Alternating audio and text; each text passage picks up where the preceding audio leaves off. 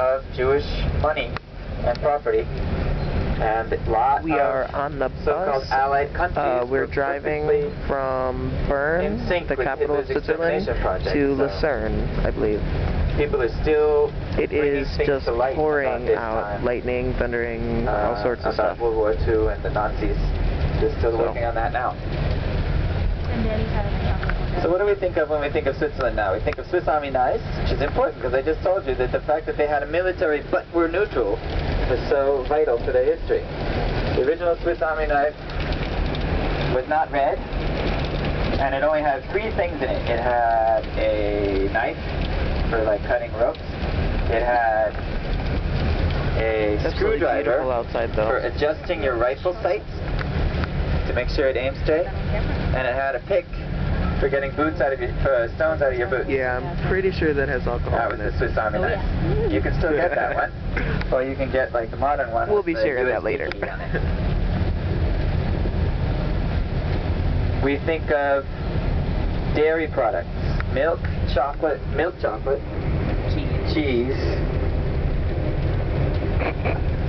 You can see that this must be incredible dairy land because it's so wet and green.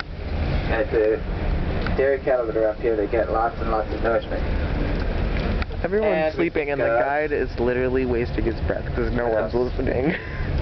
Heidi. Heidi, really the Swiss girl, you guys know her? I think of this idyllic little country in the mountains, and it's certainly for visitors, that's exactly what it is. They're famous for their banks, famous for their hospitality. You might find on your beds tonight fancy like thick comforters and things like that. I don't know if this hotel does that, but it can happen. And also we think of the UN, because the United Nations has 2 bases. The first one in New York, because America won World War II. And the second one in a neutral country, because it was supposed to be a neutral organization, so it was based in Geneva. And Switzerland was so neutral that they didn't just not pick sides in fights, but they didn't pick sides ever. They didn't join NATO, they didn't join Europe, and they didn't join the UN. So the UN was here, and the Swiss made millions off of it being here. And they were wonderful hosts and good advisors. But they did not participate. Recently, Switzerland joined the UN, one of the last countries to join the United Nations.